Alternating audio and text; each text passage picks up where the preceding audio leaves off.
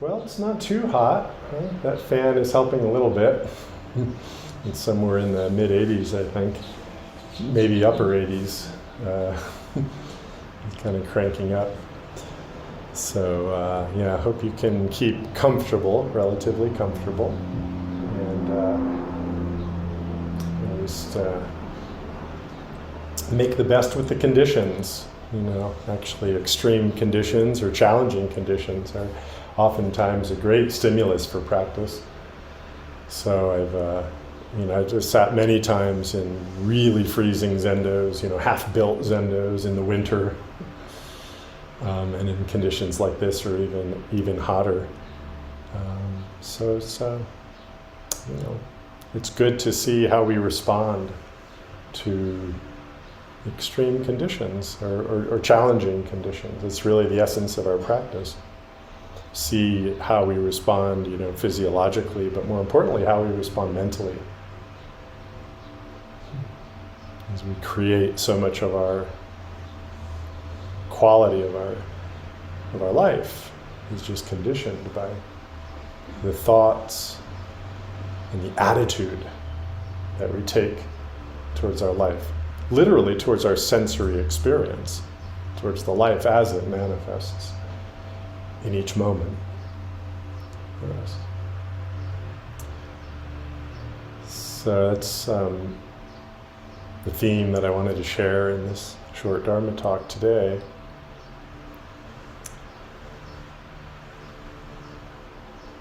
Well, don't you have an attitude?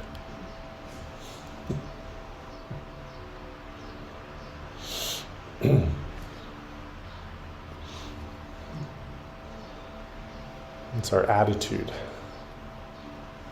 What is our position, our orientation, towards life in this moment?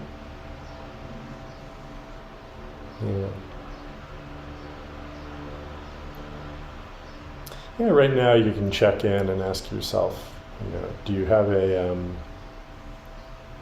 what's your disposition right now? Is it positive, negative, neutral, or mixed?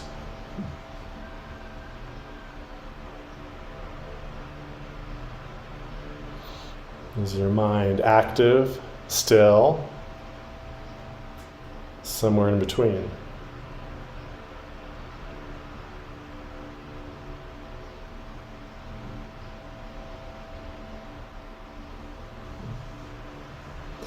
Are you judgmental? Very discursive? Analytical? Or accepting?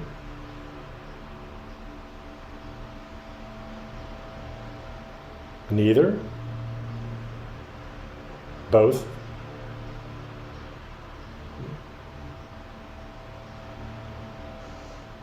We find that we always have an attitude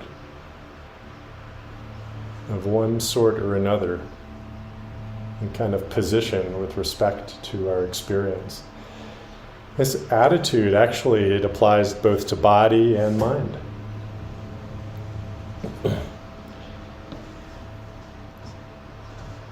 So I looked up formal definition of attitude, and there's a number of definitions. And to my pleasure and interest, the first one, in Merriam-Webster at least, is the arrangement of the parts of a body or figure, or posture. The second is a position assumed for a specific purpose. So it's kind of posture plus intention, or bringing in a mental aspect. And then the next one is a mental position with regard to a state or a fact. So now we've got fully mental. And then related to that, so this is 3B, a feeling or emotion toward a fact or state. So we've got body, we start with body, then we go to mind and emotions and feelings. Body, mind, heart. We really should go in the other direction, but we're very mentally oriented, and we tend to like, emotions, what are those? It's either body or mind we're worried with. But actually the emotions are the most workable place. So, body, feeling, mental activity. Body, heart, mind.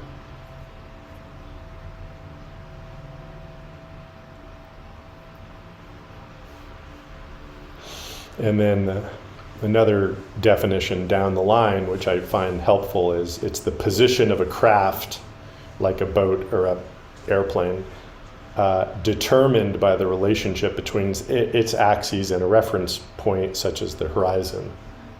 So it's kind of like your orientation with respect to, you could say, your world and where you're traveling, right? Because it's a craft, so it's got this aspect of path to it. Where you're heading with respect to the landscape of your life. That's your attitude.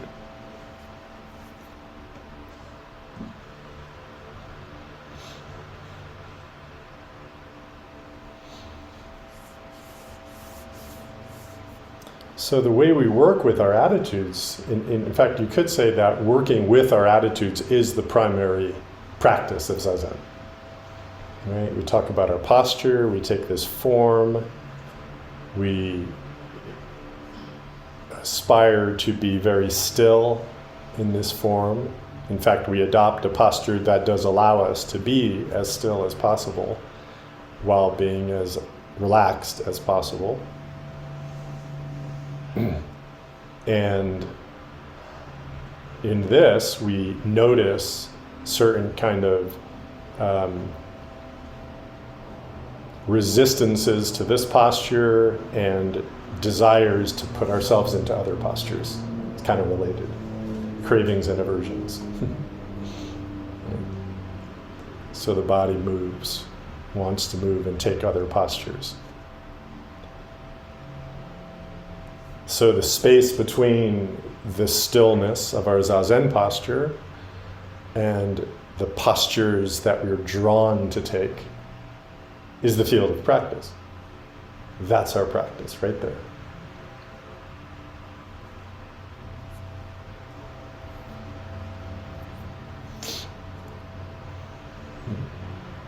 Sometimes, people when they're beginning practice, they're just kind of constantly looking for that comfort zone.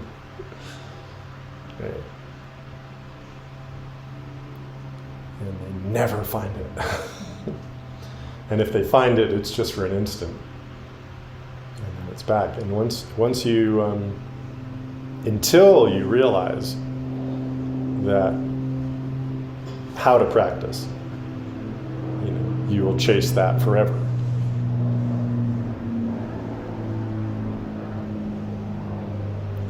So we'll get to mind and emotion in a moment, but just think about that with respect to feelings and thoughts, that constant search for the agreeable emotion or the clear, agreeable, pleasurable mental state.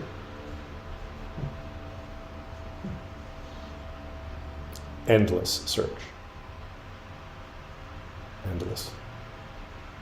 Until you commit to this type of practice, which changes everything, because it changes all of that energy of seeking into a release.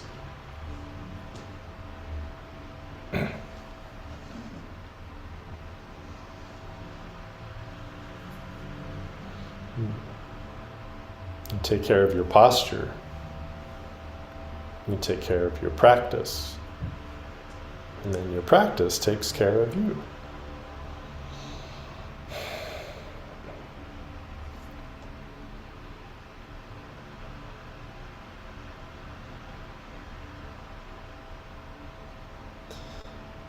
So what are the kind of the automatic movements of body, heart, and mind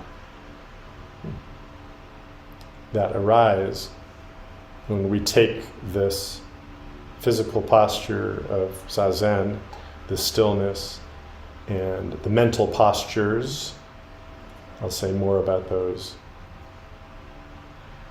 We take mental postures of practice.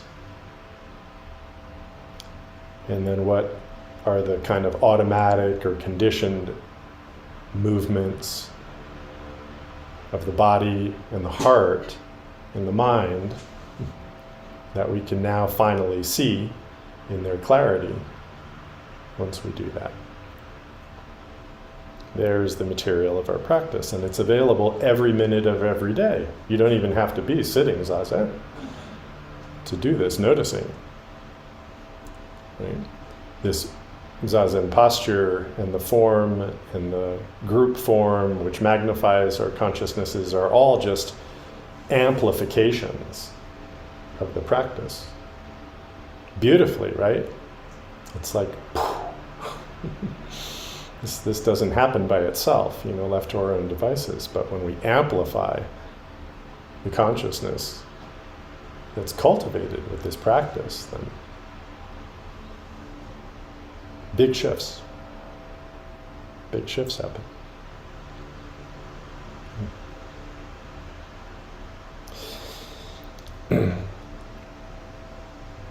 So there's 4 mental postures that my Dharma colleague Zenki Dillo Roshi outlines in his book, The Book of Aliveness, that I really like to talk about. I've talked about them before, but they just feel alive to me right now today, so I wanted to bring them back in. I find them to be really helpful. And you can think that these are now intentional postures, okay? So now we're going to apply ourselves to taking on these attitudes, postures, in order to practice in the way that I'm talking about. So the first one is stillness. That's what I've been talking about. Right?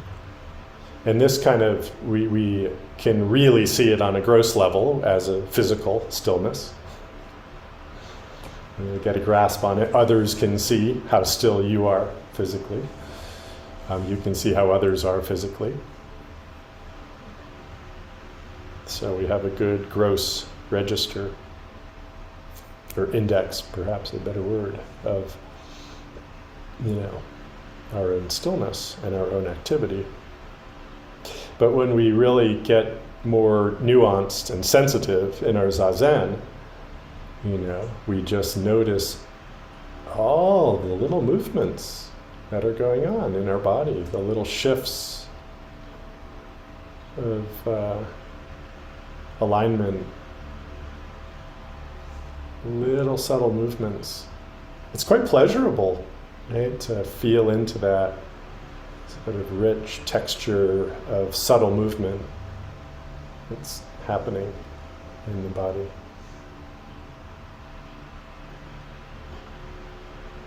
But without stillness as a basis, we're not really aware of it. In a sense, our attention is only drawn to distance or to contrast. So it only registers, in a sense, in consciousness, form-based consciousness, if there's a contrast between one thing and the other.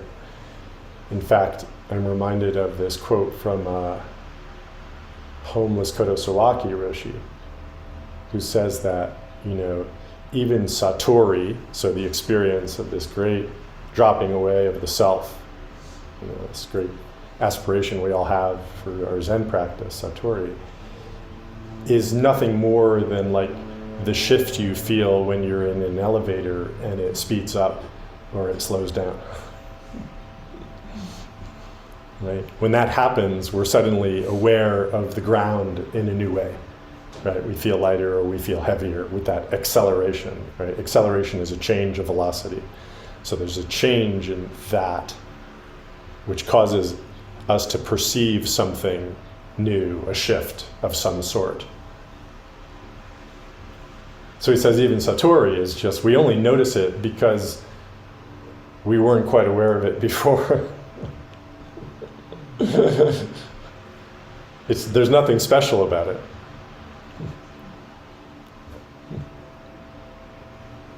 All it is the difference. Does that make sense? I don't know if I'm making sense. I hope I'm making some kind of sense.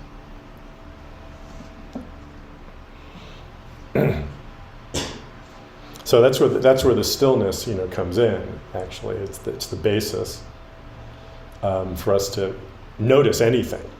Actually, so stillness of body, stillness of heart, right? Stillness of heart, feelings. Okay, so one thing you can notice, is just how active your feelings are. Right? That's meaningful. Without judging, in the same way you're not judging your posture, your quality of stillness. Of course, we always do. So I want to say that now. Of course, non-judgmental quality of mind is one of the other attitudes I'm going to get to in a moment. So we'll get to that. So stillness. Stillness of heart. Stillness of heart. We really know about that mental activity, right? We experience this every day, probably. All that overload of mental activity, the overwhelm, the anxiety, which is also emotional, but just the distracted mind, the volume of thoughts, moving through the mind. We're very familiar with that. Okay. But how attentive are you to the activity of your heart? How active it is? What quality is it? Is it overactive in some way? Whatever that means to you, however that feels to you. Are you suppressing something that wants to be felt?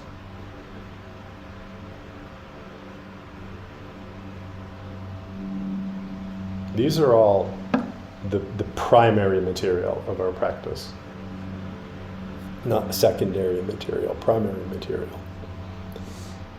So, stilling the body, stilling the heart, stilling the mind.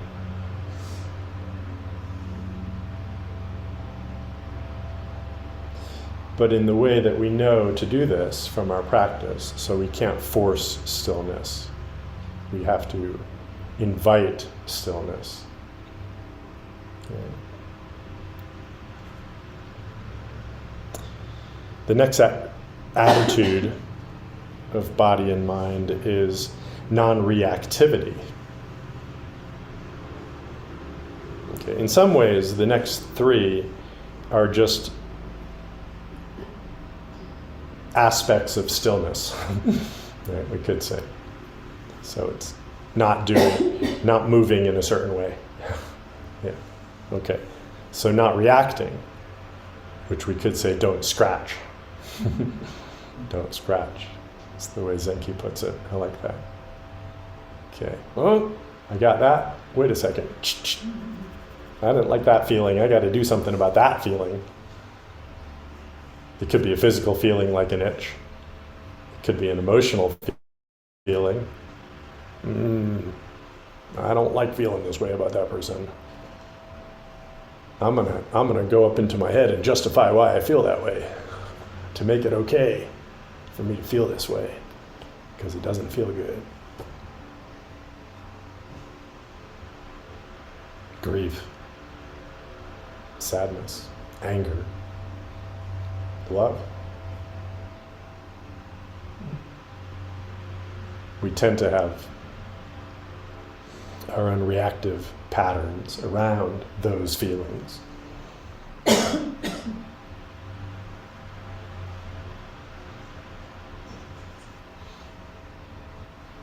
So we have many ways to scratch those itches.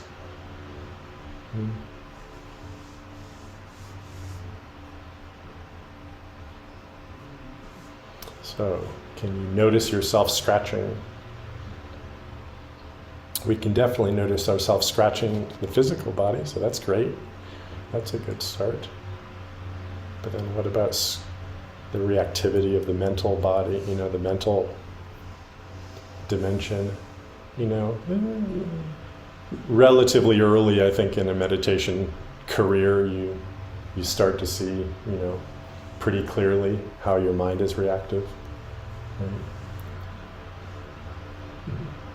Thinking about thoughts, and all these layers, cascade.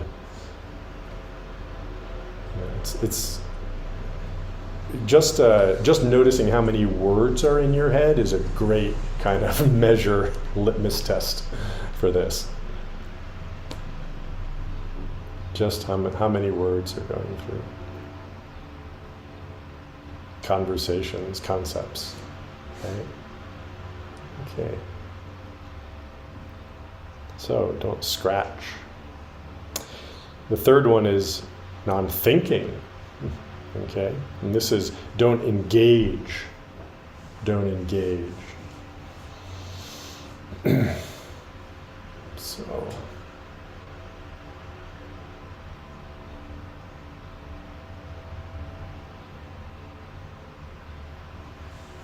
yeah, you could say maybe at the physical level, this might be sort of indulging a desire. The mental level, it's definitely engaging with your thoughts. It's kind of a form of reactivity, but it's a very, I think it's helpful to specify this kind of engagement. It's like, I'm not fighting you. I'm actually developing a relationship with you. With your thoughts. We might find ourselves doing that. Right? Okay.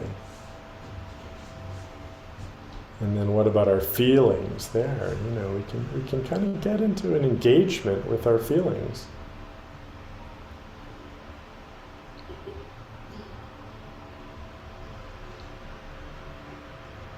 Develop this relationship with them that usually, oftentimes, leads us down automatic pathways. Okay, so we kind of lose consciousness of what's going on with ourselves.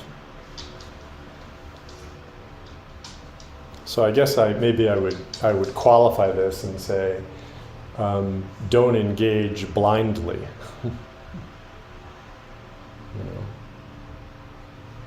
If you're going to engage with intention and engage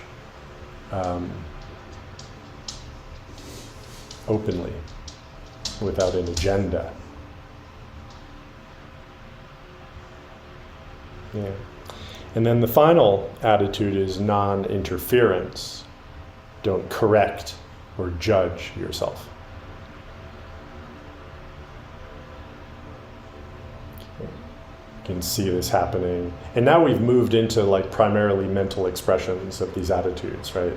The stillness had a real physical component to it. Reactivity, don't scratch, has a physical component to it. And now when we get into non-thinking, or don't engage, and don't correct or judge, we've kind of moved primarily up into kind of these mental attitudes, you could say, or reactivities. Don't correct or judge yourself.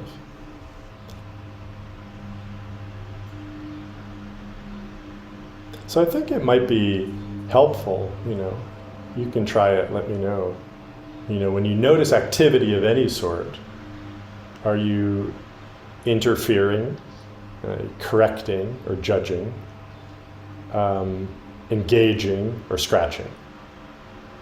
Are you doing any of these? You notice.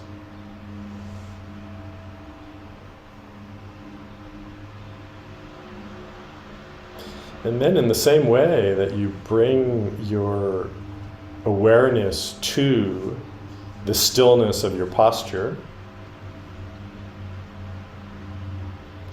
you bring your heart and mind to the stillness of your heart and the stillness of your mind.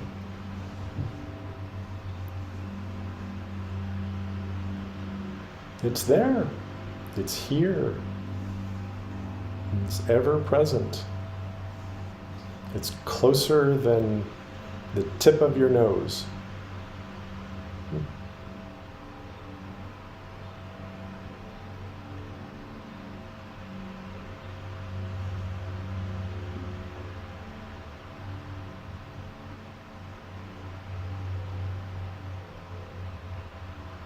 It's the feeling of your bones. It's the feeling of your breath.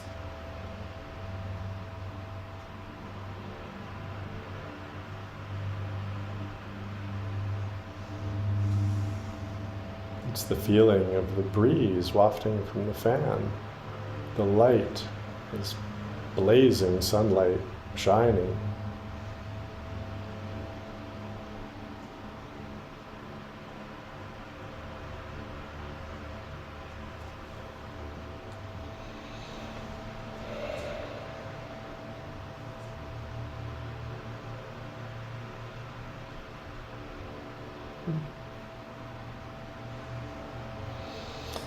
So working with our attitude in this way, our physical and mental postures, orientations, it's very workable. That's one thing I like about this, is it's very workable.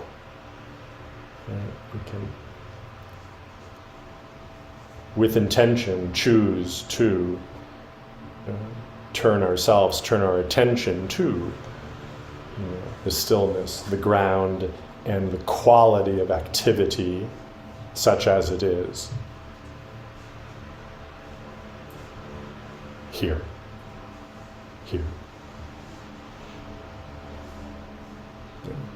Any given moment. So, such a nice practice, our Zazen.